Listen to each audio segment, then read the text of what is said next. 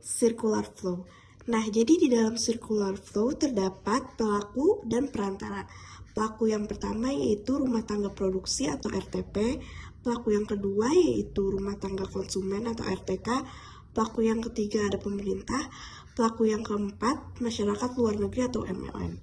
Perantaranya yaitu pasar input atau yang bisa disebut juga sebagai pasar faktor produksi dan pasar output yang bisa disebut juga sebagai pasar barang atau jasa.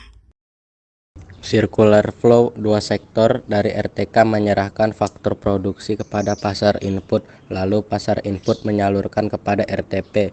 Setelah RTP mengolah faktor produksi, maka produsen menyerahkan balas jasa, kemudian balas jasa diberikan kepada konsumen.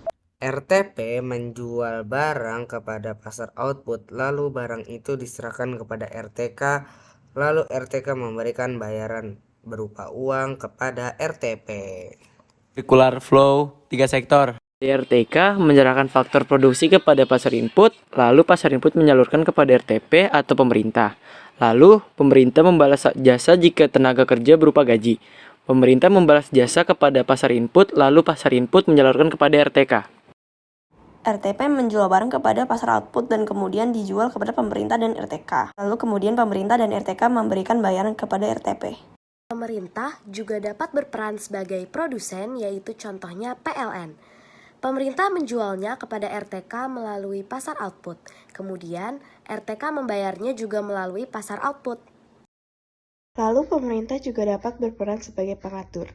Pemerintah melakukan subsidi kepada RTP dan RTK. Subsidi kepada RTP berupa barang-barang ekspor dan kepada RTK berupa BLT, bantuan langsung tunai. Lalu sebagai balas jasanya, RTP dan RTK membayar pajak kepada pemerintah. Flow 4 sektor.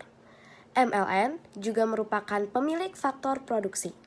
MLN memiliki tenaga kerja dan investor. Tenaga kerja dan investor diserahkan kepada pasar input, kemudian pasar input menyerahkan kepada RTP atau pemerintah. Lalu RTP atau pemerintah wajib memberikan balas jasa kepada MLN. MLN dapat berperan sebagai konsumen, yaitu MLN membeli barang dari pasar output yang disalurkan oleh RTP atau pemerintah. Lalu MLN wajib membayar kepada pemerintah jika membeli barang atau jasa dari pemerintah atau membayar kepada RTP jika membeli barang atau jasa dari RTP. MLN juga dapat berperan sebagai produsen, yaitu MLN memasukkan barang atau jasa kepada pasar output, lalu pasar output menjualnya kepada pemerintah atau RTK, lalu pemerintah atau RTK wajib membalas jasa atau barang kepada MLN, dan MLN berhak menerima balas jasa atau barang dari pemerintah atau RTK.